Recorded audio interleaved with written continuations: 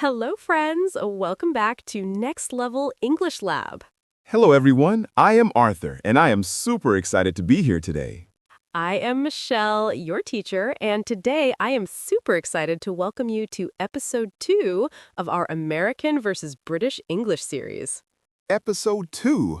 Michelle, I still can't believe everything we learned in episode 1. I know, it was amazing, wasn't it? Should we review quickly for our new listeners? Yes, let me remember. We learned that Americans say apartment, but British say flat. Excellent. And Americans say elevator, but British say lift. And the food words, oh my goodness. Americans say cookies, but British say biscuits. And Americans say fries, but British say chips. And American chips are British crisps. That one still confuses me. We also learned about spelling. Americans write color, but British write color with a U. And pronunciation, Americans say water, but British say water. Perfect review, Arthur. Listener, if you didn't hear episode 1, please go back and listen. It will blow your mind. Yes, but today, episode 2, we have even more shocking differences. That's right. Today we go deeper. We explore areas of life that will surprise you even more. I am ready. My notebook is ready. My mind is ready. I love your energy, Arthur. Listener, are you ready? Because today we're going on an exciting journey. Michelle, I feel emotional already. English is so beautiful and so complex. I know. Every lesson we discover how rich and varied English is. It's like finding treasure. Yes, every difference is a treasure. Let's start finding more treasure today. Let's begin with something we do every day: transportation and travel. Shocking difference number 7, transportation and travel. Arthur, imagine you need to travel across the city. In America, you might take the subway. Yes, the subway, like in New York. Exactly. But in Britain, they don't call it subway, they call it the underground or the tube. The tube, I've heard this, like the London tube. Yes, let's take the tube means let's take the subway. Same thing, different words. What about buses? Are buses the same? Good question. Buses are called buses in both countries, but here's something interesting. In Britain, you queue for the bus. In America, you stand in line or wait in line. Queue, that's a British word. Exactly. Queue is very British. Americans usually say line. American, I'm standing in line. British, I'm queuing up. Both mean the same, waiting your turn. Exactly. Now, Michelle, what do you call the front part of a car where the engine is? The hood. That's American. In Britain, they call it the bonnet. Bonnet, like a hat? Yes, funny, right? And the back part, Americans call it the trunk. British call it the boot. Boot, like a shoe boot. Yes, American, hood and trunk. British, bonnet and boot. This is amazing. What about gasoline? Ah, we learned this in episode 1. Americans say gas or gasoline. British say petrol. Oh, yes, and Americans go to a gas station, but British go to a petrol station. Perfect. You're learning so fast. Now here's a shocking one. In America, we drive on the freeway or highway. In Britain, they drive on the motorway. Motorway? That sounds so official. And here's something important for driving. In America, we use stick shift for manual transmission. In Britain, they just say manual. And automatic is the same? Yes, automatic is the same in both. One more transportation word. Americans say truck, but British say lorry. Lorry! We learned this in episode 1. Yes, but there's more. A big truck in America is a semi or 18-wheeler. In Britain, it's an articulated lorry or Arctic. Articulated lorry. That's so long. British people sometimes use longer words. Now, in America, we say parking lot. In Britain, Let me guess. Parking something. car park. Americans say parking lot, British say car park. Car park. I like it. And when you're walking, Americans walk on the sidewalk, British walk on the pavement. Pavement. But wait, what do Americans call pavement? Good question. Americans might say pavement for the road surface, but for walking, we always say sidewalk. Listener, can you believe this? Everything about travel is different. Let's practice. I say American, you say British. Subway, Underground or tube. hood, Bonnet. trunk, Boot. parking lot, Car park. sidewalk. Pavement. I feel like a transportation expert now. You are. You know transportation in 2 languages. Shocking difference number 9, home and living. Arthur, let's talk about houses. Where we live, what's inside, it's all different. Really? Even inside the house? Yes, let's start with apartments. We already know Americans say apartment and British say flat. Yes. But did you know in an apartment building, Americans live on the first floor, second floor, third floor? Yes, that's normal. But in Britain, the first level is called the ground floor. What Americans call the second floor, British call the first floor. What? That's so confusing. Yes, so American first floor equals British ground floor. American second floor equals British first floor. So everything is one number different. Exactly. If you're in London and someone says, meet me on the first floor, they mean what Americans call the second floor. That could cause so much confusion. Yes, many Americans visiting Britain go to the wrong floor. What about inside the apartment? Good question. Americans have a living room, British have a sitting room or lounge. Sitting room. That makes sense. Where you sit. Americans might say closet for storage. British say cupboard or wardrobe. Wardrobe. Like in Narnia. Yes, the lion, the witch, and the wardrobe, that's British. What about the kitchen? Kitchens have many differences. Americans say faucet. British say tap. Tap. So short. Americans say stove. British say cooker or hob. Cooker. That makes sense. Where you cook. Americans say garbage or trash. British say rubbish. Rubbish. We learned this in episode 1. And Americans throw trash in a garbage can or trash can. British throw rubbish in a rubbish bin or just bin. Bin. I like that word. Now, here's something interesting about bathrooms. Americans say bathtub. British say bath. Just bath, not bathtub. Yes, British people say, I'm going to have a bath or run a bath. What about the sink? Sink is the same, but Americans wash up in the sink. British have a wash. Small differences in expressions. Exactly. And in the living room, Americans have a couch or sofa. British usually say sofa or settee. Settee. I've never heard this. It's an old-fashioned British word. Not used as much now, but older British people still say it. What about outside the house? Great question. Americans have a yard, front yard and backyard. British have a garden, front garden and back garden. Garden, but that's where plants grow. In British English, garden means the whole outdoor area. It includes grass, plants, everything. So British garden equals American yard. Exactly. And if you have plants, Americans might have a vegetable garden. British might have an allotment. Allotment? What's that? It's like a community garden plot where British people grow vegetables. That's beautiful. Now, here's a shocking one about mail. Americans have a mailbox where the mailman delivers mail. Yes? British have a postbox where the postman delivers post. Everything is different. Mail becomes post. Exactly. American, mailbox, mailman, mail. British, postbox, postman, post. Michelle, I feel emotional. Even our homes are different. I know, but it's beautiful, isn't it? It shows how language reflects culture and history. Yes, every difference tells a story. Let's practice home words. I say American, you say British. American, first floor. British, ground floor. American, closet. British, wardrobe. American, faucet. British, tap. American, garbage. British, rubbish. American, yard. British, garden. Now I can talk about homes in 2 types of English. Arthur, let's talk about work and school. These are important parts of life. Yes, I'm curious about this. Let's start with school. In America, we have elementary school, middle school, high school, and college. Yes, that's the system. In Britain, they have primary school, secondary school, and university. Different names. Yes, and here's something shocking.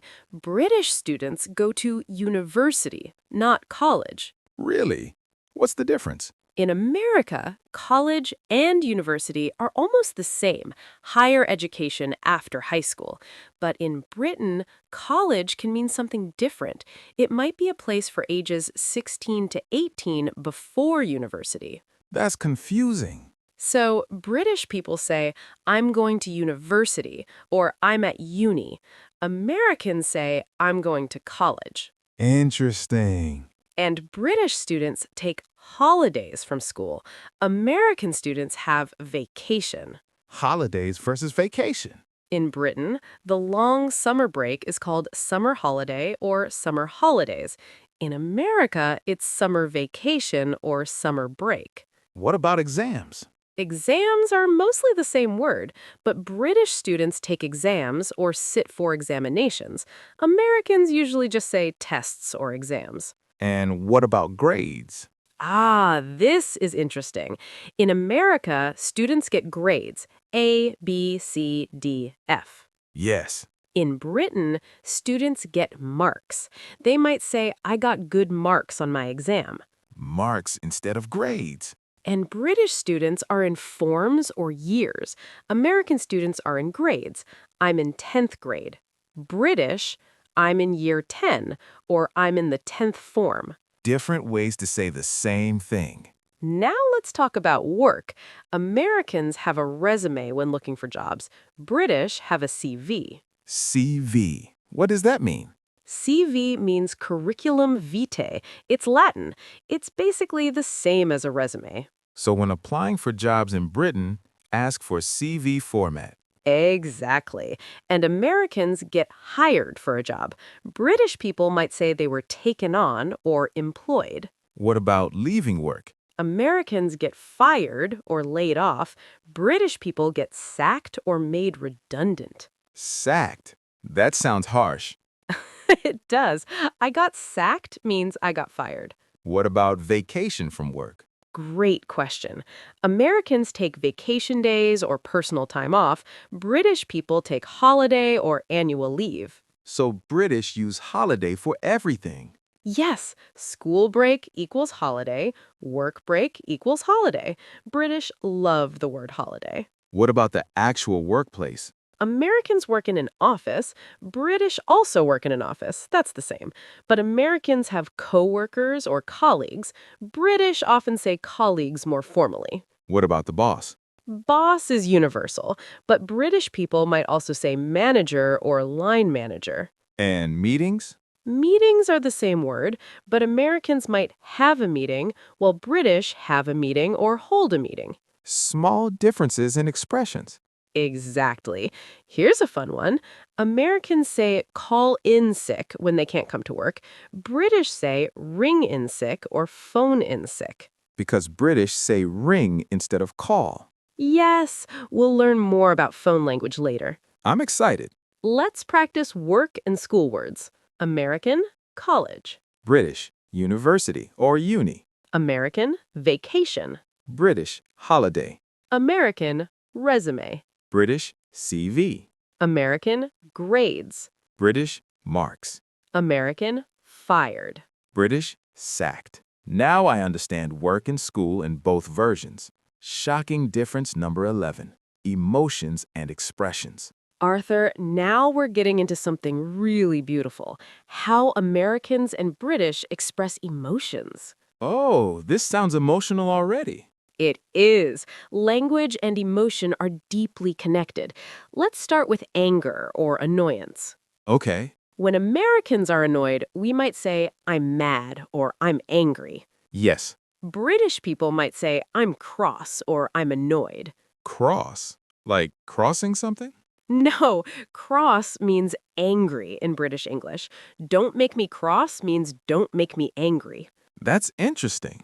And when Americans are really angry, we might say, I'm pissed off. In Britain, pissed means drunk. What? That's completely different. Yes, very important difference. American, I'm pissed off means I'm angry. British, I'm pissed means I'm drunk. That could cause big misunderstandings. Absolutely. British people say I'm angry or I'm cross for anger, and I'm pissed or drunk for drunk. Listener, this is so important. Don't mix these up. Now let's talk about being tired. Americans say I'm beat or I'm exhausted. Yes, British people might say I'm knackered or I'm shattered. knackered. What a funny word. It's very British. I'm absolutely knackered means I'm completely exhausted. I love it. What about being excited? Americans say I'm excited or I'm pumped. Pumped, yes. British people say I'm excited too, but they might also say I'm chuffed when they're pleased. Chuffed. That sounds cute. I'm chuffed to bits means I'm really happy and pleased. These British expressions are so colorful. They are. Now, when something goes wrong, Americans might say that sucks or that's terrible. Yes, that sucks. British people might say that's rubbish or that's pants. Pants. Wait, pants means underwear in British, right? Yes, so that's pants is British slang for that's bad or that's terrible. Ha, that's funny. When Americans think something is crazy, we say that's nuts or that's insane. Nuts. Yes. British people might say that's mad or that's mental. Mad and mental. That's absolutely mental, means that's completely crazy. What about when things are good? Americans say that's cool or that's awesome. Awesome. I love that word. British people say that's brilliant or that's lovely. Lovely. Americans use that too. Yes, but British people say lovely much more. That's lovely is very British. And brilliant. Yes, that's brilliant is super British. Americans might say that's amazing or that's great. What about saying goodbye? Oh, goodbyes are different too. Americans say see you later or bye. Yes. British say cheerio or ta-ta or see you. Cheerio. Like the Cheerio. Yes, but cheerio means goodbye in British English. And ta-ta. Ta-ta is very informal and friendly, like saying goodbye to a friend. I love these expressions. And here's something beautiful. When British people thank you, they might say cheers. Cheers. Like when drinking. Yes, but in Britain, cheers means thank you, too. So cheers has two meanings. Exactly. Cheers equals thank you, British. Cheers equals to your health when drinking, both. Arthur, Michelle, I feel so emotional. These expressions show personality and culture. Exactly. Language is not just words, it's feeling, culture, and identity. British expressions sound more theatrical, right? Yes, British English often sounds more expressive and colorful. American English can be more direct and casual. Both are beautiful in their own way. Absolutely. Let's practice emotional expressions. American, I'm mad. British, I'm cross. American, I'm exhausted. British, I'm knackered. American, that's awesome. British, that's brilliant. American, thank you. British, cheers. This is my favorite section so far. Mine too. Emotions make language come alive. Shocking difference number 12. Slang and informal language. Arthur, now we enter the most fun part, slang. Slang, I love slang. Slang is informal, casual language. Every culture has its own slang. Let's explore. Yes, let's go. In America, if we think someone is attractive, we might say he's hot or she's cute. Yes, British people might say he's fit or she's fit. fit. But fit means healthy. In British slang, fit means attractive. He's well fit means he's very attractive. That's so different. When Americans want to say something is really good, we say that's sick or that's dope. Sick. But sick means ill. In American slang, sick means amazing. That concert was sick means that concert was amazing. And British people? British people might say that's ace or that's class. Ace, like playing cards. Yes, but in British slang, ace means excellent. That's ace means that's great. What about friends? Americans call friends buddy, dude, bro, or man. Yes. Hey, dude. British people call friends mate, lad, chap, or bloke. Mate. I love this word. All right, mate is a very British greeting. It means, hello, friend, how are you? And bloke? Bloke means guy or man. He's a good bloke means he's a good guy. What about women?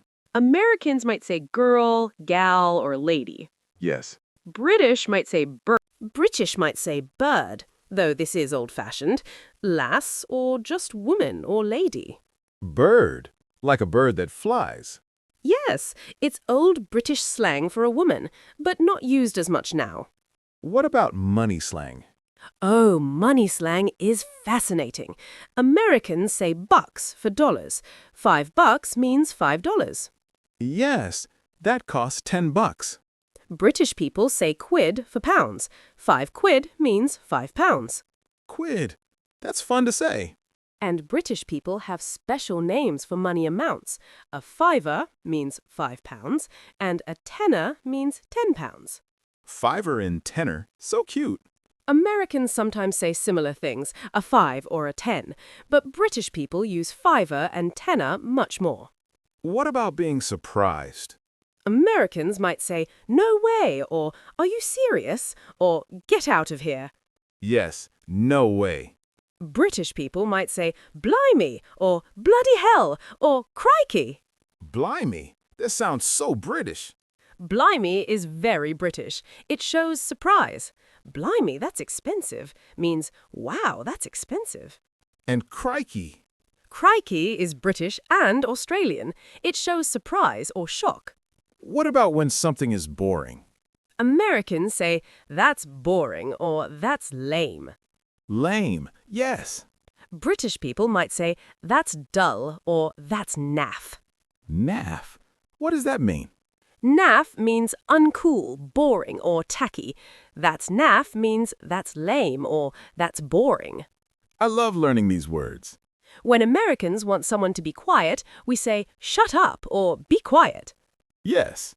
British people might say, shut it or button it or put a sock in it. Put a sock in it. That's funny. It is. British slang is very creative. What about calling someone stupid? Americans might say dummy, idiot, or moron. Yes. British people might say numpty, wally, plonker, or muppet. Muppet, like the TV show. Yes, but in British slang, muppet means fool or idiot. It's not too harsh, kind of playful. These words sound friendlier than American words. British insults often sound less harsh. They're more playful. What about being drunk? Americans say drunk, wasted, hammered, or plastered. Yes. British people say drunk too, but they also say pissed, trolleyed, bladdered, or legless. So many words for drunk. British people love their drinking culture, so they have many words for it.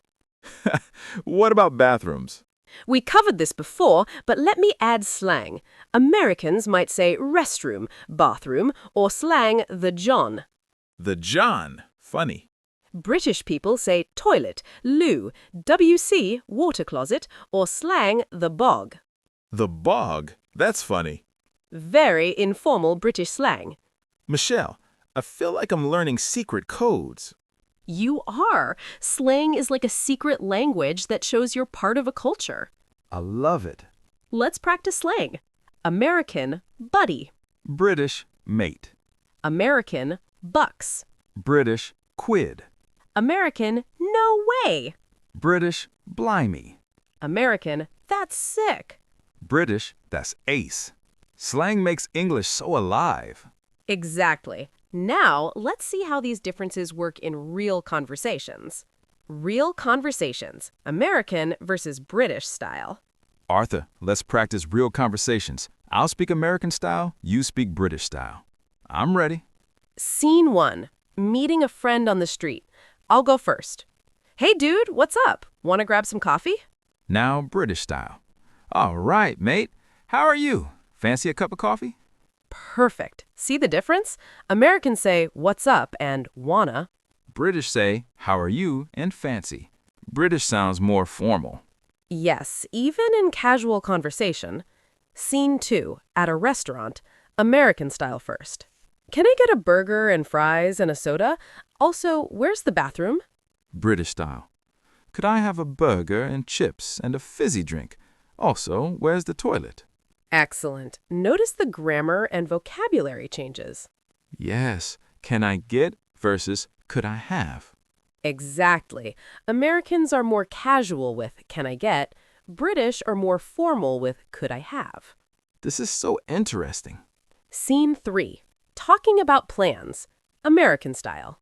I'm gonna go to the mall this weekend. Wanna come? British style. I'm going to go to the shopping center this weekend. Fancy coming? Perfect. Mall versus shopping center. Gonna versus going to. Wanna come versus fancy coming. British English uses more complete words. Yes, Americans contract more. Gonna, wanna, gotta. Very American. What about at work? Scene 4, at the office. American style. Hey, I need to take some vacation days next week. Can you cover for me? British style. Hello, I need to take some holiday next week. Could you cover for me? Great. Vacation versus holiday. Can you versus could you? British people use could more often. Yes, it sounds more polite in British culture. Scene 5. Shopping. American style first. Excuse me, where are the sneakers? I'm looking for size 10. Excuse me, where are the trainers? I'm looking for size 10. Perfect. Same grammar, just vocabulary change. What about giving directions? Scene 6, giving directions. American style. Go straight 2 blocks, turn left at the gas station, and you'll see the parking lot on your right. Go straight 2 blocks, turn left at the petroleum station, and you'll see the car park on your right.